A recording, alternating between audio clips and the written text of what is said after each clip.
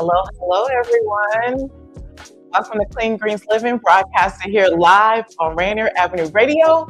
It is your host, Queen Bree, in the building on this beautiful, beautiful Tuesday in Seattle, Washington. Welcome. We're going to get started with announcements this week. If you guys know of anyone who is experiencing food insecurities, send them our way. Clean Greens Farmer Market is now open every Saturday from 11 a.m. to 2 p.m. and anyone can come and grab a fresh bag of produce to add to their food selection at home.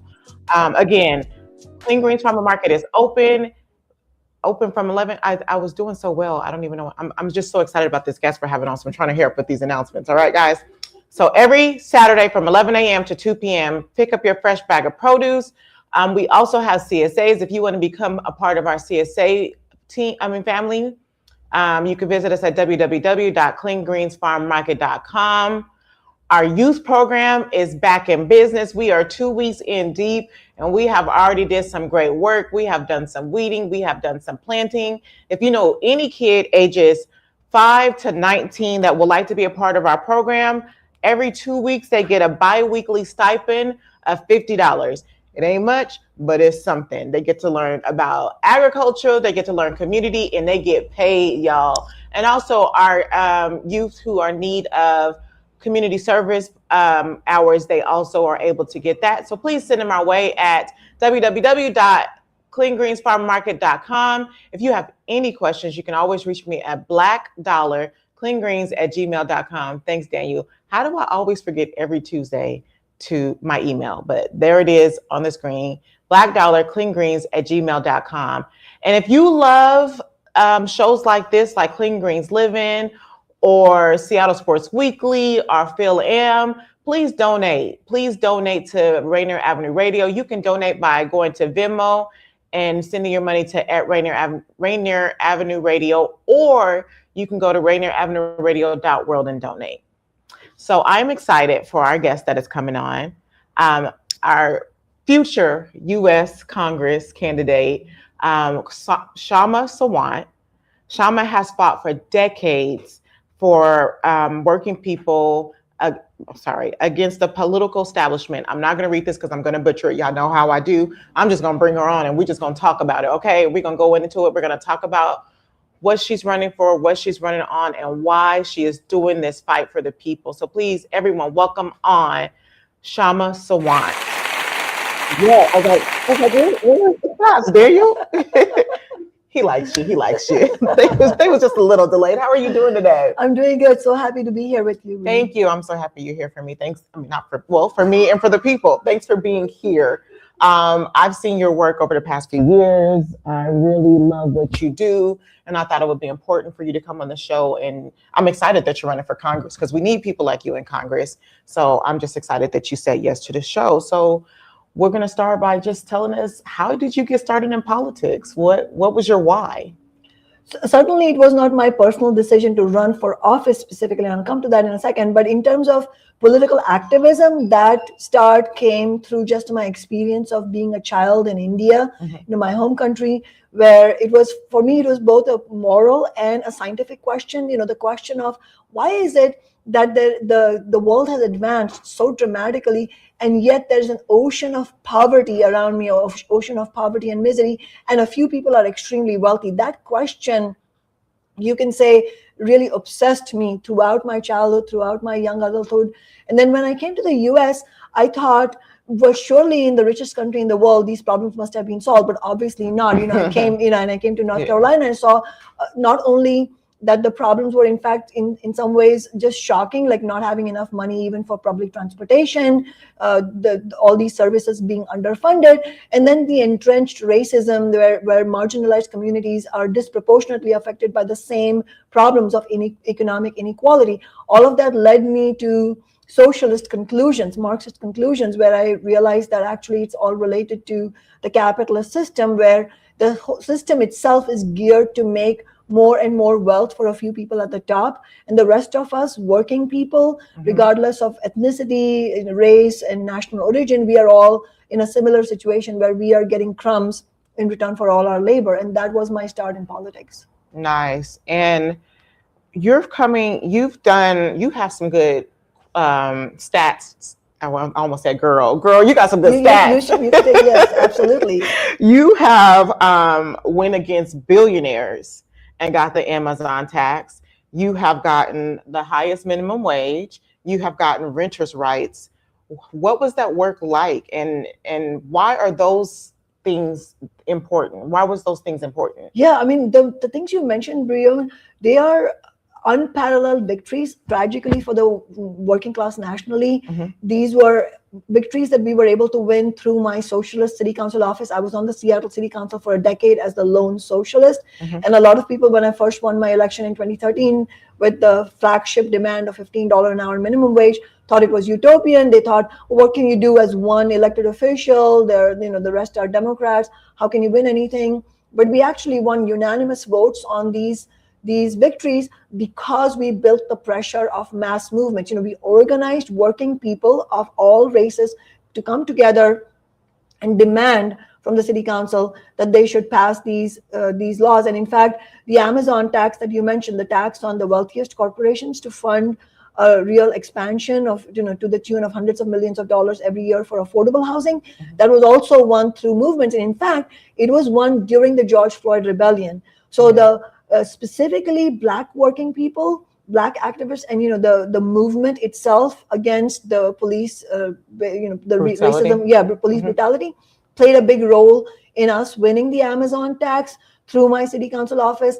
And a specific shout out to Reverend Dr. Robert Jeffrey, the senior pastor of the New Hope Missionary Baptist Church, who was one of the key leaders in the Black community to help us win this victory. But the reason they are important is that each of these, winning the nation's highest minimum wage at $21.30 an hour today, with automatic inflation increases, the Amazon tax to build affordable housing, the renters' rights, all of these are tangible material improvements in people's standards of living. Like one of the things we won was a $10 cap on late rent fees.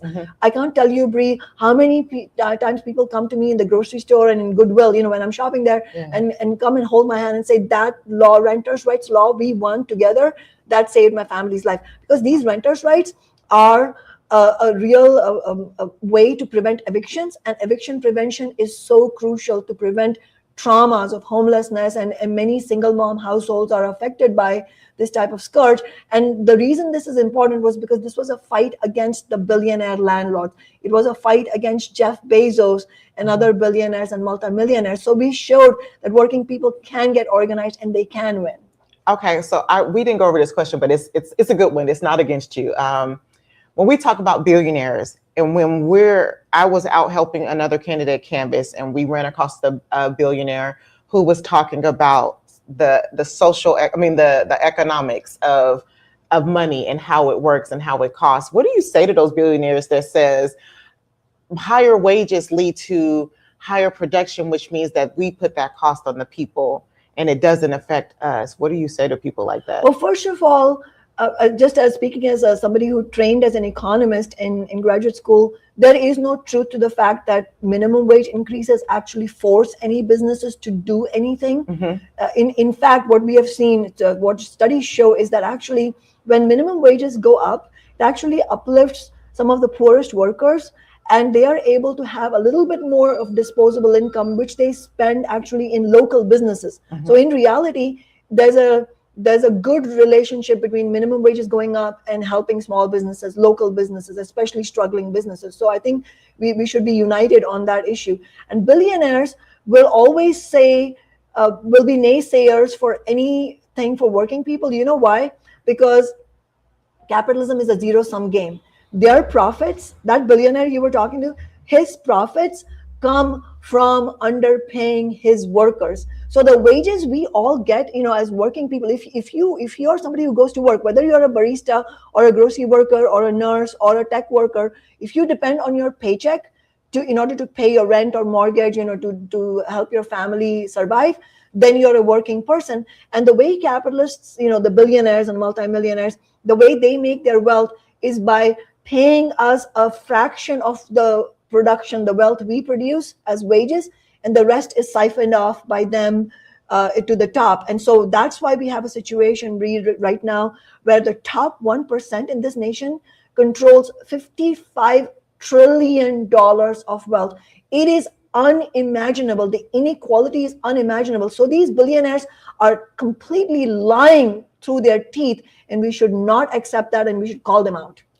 I'm sorry. I just love how passionate you get when you talk about issues. It makes me feel comfortable to know that I'm like, for people like us sitting at home and we're like, are you crazy? Like, yeah. And it's meant to gaslight us. I call it political gaslighting, because the way these billionaires speak, the way this corporate media speak, it's meant to tell ordinary working people, who are all suffering, and none of us is stupid. People are making the right conclusions that this economy is not working for me. I'm working so hard. I'm making 2 jobs, and yet I'm not able to pay rent and put food on the table. My children are not in good state.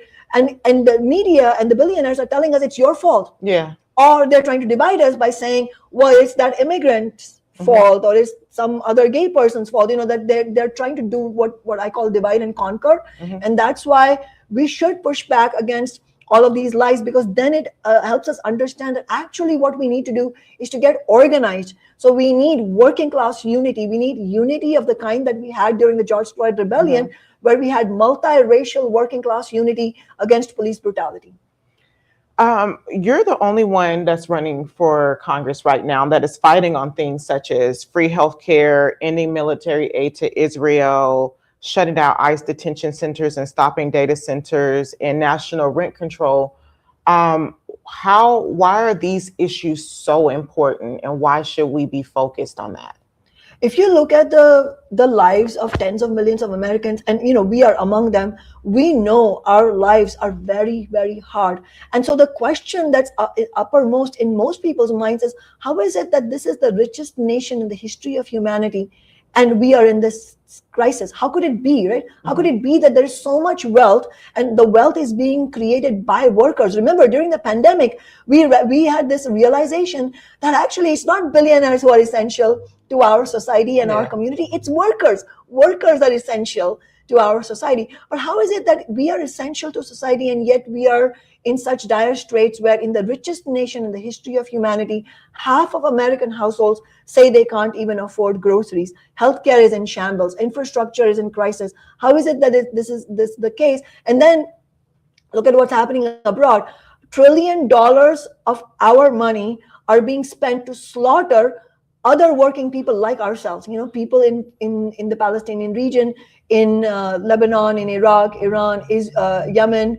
Ordinary people, women, children, elderly people are being slaughtered, and that money is coming from our tax payments. And where is that money going, and why is this happening? Why is this happening? Because war is profitable business for the billionaires and multimillionaires. So the same people at the top who underpay us and deny us healthcare, deny us adequate housing, safe neighborhoods, these are the same billionaires who are also profiting from the wars abroad. So these issues are connected. That is why our campaign, and you're right, it's the only campaign that's fighting for, rather than spending those $1 trillion to slaughter other people and in the genocide in Gaza, instead, we need to end the genocide. And for that, we need to end all military aid to Israel.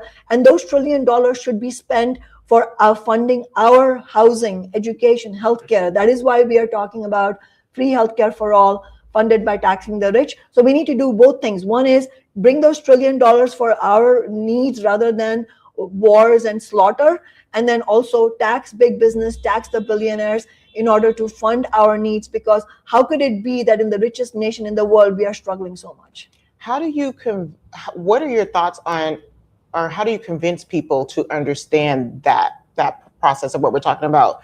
How that money, because somehow the government has people confused. There's like, we want them to pay the money for us to live, but it's like we're paying our taxes and we're just asking that our taxes come back to us. How do you convince people to understand that? Yes, first of all, we point out that even the words that the media, the corporate media, and the capitalist government and the billionaires, and also, to be frank, most of the Democratic and Republican politicians, the words they use, like one example is entitlement. They call Social Security, Medicare, Medicaid entitlements, as if that sounds like we're getting some free money. No, the Medicare and Medicaid were huge victories won by working people and their movements in decades before us. But the reason they were won was because lives were so hard for working people, when in reality we go to work every day. So in other words, the people who have entitlements are the billionaires and multimillionaires. So we have to flip the script. We have to flip the script from what we are given, and not go on the defensive, but go on the offensive. You know how they say in sports, the best defense is a good offense. That applies in politics as well for working class people. And that is why when we were fighting for the $15 an hour minimum wage, which became $21.30, the billionaires and most of the Democratic Party politicians, they said, this is utopian and you're asking for too much. We flipped the script by saying, look at how much profit these corporations have. Look at how much profits the richest of the rich in Seattle have. Look at how many billions upon billions they are making. And look at our lives, where our working people go to work every day and are barely able to get by. And on top of that, rent is skyrocketing. And on top of that, we don't have any real health care, which means we are paying hundreds of dollars out of pocket every month just to get health care, in some cases thousands of dollars. So when you refuse to accept the political lies that are told to us, and then we change it to make it the real truth, the truth of what's actually happening, it empowers people. And the thing that empowers people, working people, the most is fighting for concrete gain. So when we talked about $15 an hour, the Democratic politicians and the billionaires, they mocked me. They mocked me, saying that this is utopian. You're never going to win. But we did win it. You know why? Because working people were excited by the idea of fighting for 15. We didn't have a guarantee that we were going to win, but it sure as hell was something we wanted to fight for, because it's a clear understanding that if you don't, so when you fight, you're not guaranteed to win. But what is guaranteed, Bree, is if we don't fight, then it's a race to the bottom for billions of us on the planet. And that is what we recognize, that through the process of building movements, people feel empowered. Working people feel empowered. And just one other thing I'll add is, one of the reasons we have succeeded, my fellow socialists and I have succeeded, is because we are relentlessly explaining the question of class struggle, meaning that billionaires and multimillionaires and the Democratic and Republican parties, they are not on our side. We have to rely on other working people like ourselves. In other words, we have to build what I call a class struggle-based fighting strategy, meaning we should not be ashamed or embarrassed about fighting for our rights. We have to wear the fight for our rights as a badge of honor, and we have to fight for that with pride, and most of all, understand who is on our side and who is not. The politicians of the Democratic and Republican parties are not on our side. The billionaires and multimillionaires are not on our side. But who is on our side is other working people like us. And there are so many more of us than there are of the billionaires. Yeah. I have a question, because when we're talking about Democrats versus Republican, and then you say you're a socialist, why is it that you think people are so scared of the word socialist? I think that it is really a remnant of the past, like, the baby boomer generation, the generations that came before us. They grew up in the era of really just vicious propaganda against socialist ideas. And so I think that might have been very true in the past. But I think that we are living in a very different world today, where for the most part, I mean, I'm not saying that this is unanimous, but the majority of people, actually, for them, capitalism is the dirty word. Socialism is no longer the dirty word, because young people, especially Gen Z, millennials, they are understanding that this system around them is simply not working for them. People understand that they're working hard and they're barely able to make ends meet. There is a lot of anger against the billionaires and multimillionaires. And in fact, it's quite amazing, Bree, if you look at the opinion polls of just regular Americans, whether it's not just a blue city like Seattle or a blue state like Washington.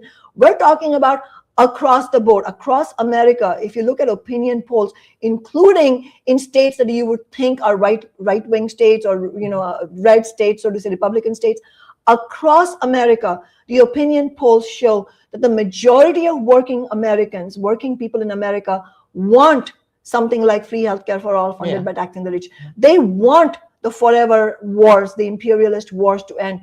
The majority are against funding for Israel, and They want the genocide to end. The majority want full funding for public schools. And a majority also want another thing that we are fighting for through my campaign, which is a public sector living wage jobs guarantee funded by taxing the rich. In other words, jobs should be created by taxing the billionaires. And what kinds of jobs?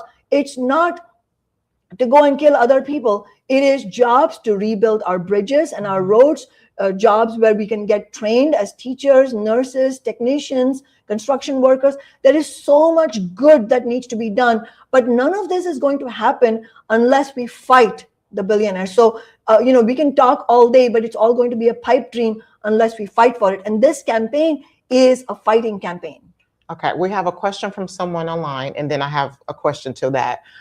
Is Ms. Sawant in favor of paying immigrants reparations as reported? We're talking about reparations for descendants of the really horrific system of slavery, and it is important. In fact, one of the forms of reparations that we won is actually, I mentioned Reverend Jeffrey and the church at New Hope. We actually, through the Amazon tax, we won a specific pool of funds for the Black community that has been subject to racist redlining that used to exist in Seattle, which is really horrific. And so we are fighting for those reparations. We're also fighting for the immigrant community. One of the things we're fighting for is to shut down ICE and the detention centers. And also, I think the demand of public sector living wage jobs guarantee is very crucial, because it is a way to defeat the divide and conquer that the billionaires do, where they're trying to divide immigrant workers from American-born workers, white workers from Black workers. Absolutely, racism is a scourge on our society, and we need specific benefits, specific programs to uplift the communities that have been marginalized, especially the Black community. That we need equitable programs. And at the same time, we need a strategy, political strategy that will unite working class people together, because that is the only way that we can win any of these things. So, for example, the housing reparations that we have won through the Amazon tax, that in order to win that, we needed working class unity, but it was also a specific thing that we won for the community that was affected by racism in Seattle. And so, we need the fight against oppression, and we need to fight against economic exploitation to go together. Nice. Ballots have gone out. I received my ballots. What am I trying to say? You have to vote by August 4th. Let's talk about your district. Who is your district, and where are they? So the district includes the southern part of Seattle, and so we are in Columbia City. This is definitely part of the district, Congressional District 9. Anywhere south of Union, roughly. Not everything to the west of here is included, so you'll have to look it up. So the easiest way of figuring out if you're in our district is open your ballot. Don't throw away your ballot. Open your ballot and go to congressional districts. And if you see District 9 and you see my name on it, then obviously you're in our district. But roughly speaking, it's the south of Seattle, SeaTac, Tukwila, most of Renton, most of Kent, Federal Way, and then we have Des Moines where you live. So we have these areas that are included in District 9. Okay, we're rounding out our my time with you. My last question is, when most politicians come in here and they tell us that they're going to do this, how do you stay so strong? Because I know you can do the work, but why should people vote for you and trust you and what you're saying you're going to do? The most important reason for people to trust this and for people to get involved really in our campaign, in the fight, is that we have shown through my decade on the Seattle City Council that we are not here to build my career. I'm not a careerist politician, and that is the fundamental difference between me and most other politicians, is that I didn't wake up one day and decide I was going to run for office. I am a political activist, I'm a socialist, and my organization, other members like myself, we are a democratic organization, and we got together and we discussed and voted on whether we should run an election campaign, who the candidate should be, what the campaign's platform should be. This is all democratically discussed. None of this ever happens in the Democratic and Republican parties. Mostly you have people running to make their own careers. And when you're a careerist, you end up bending to the pressures from the billionaire class, from the corporate lobbyists, from the Zionist lobby. And that is why really what we have in Congress is no fight against the wars and the genocide. And that's why our campaign is completely different, because it's not in service of my career. Whether you agree with me or not on a given issue, what you will get is complete truth. I will never lie to working people, and my whole track record on the city council shows that I relentlessly use my elected office to fight for working people. And the most important thing here is that none of this was accomplished by me alone.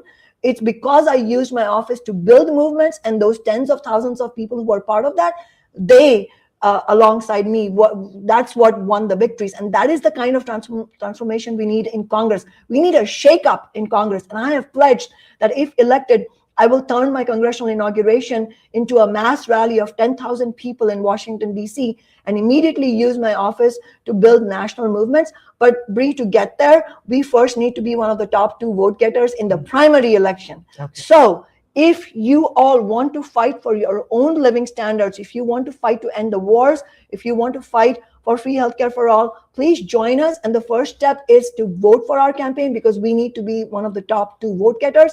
And it's an uphill task, because we have the whole establishment against us. I love that. And I've seen your work. I appreciate your work. I appreciate that you take part of, we're running out, guys, but I just wanted to say that Sawant is one of the people who takes a livable wage, and then the rest she donates to the movement. So it's not, you put your money where your mouth is. Yes. And I appreciate that. And I hope that you guys go out and vote, check out your pamphlets, make that vote, whether you agree or disagree. Sawant is out here fighting for the people, and you are always willing to have a conversation with people and talk to them about issues that are going on. And we just appreciate you and the work that you're doing.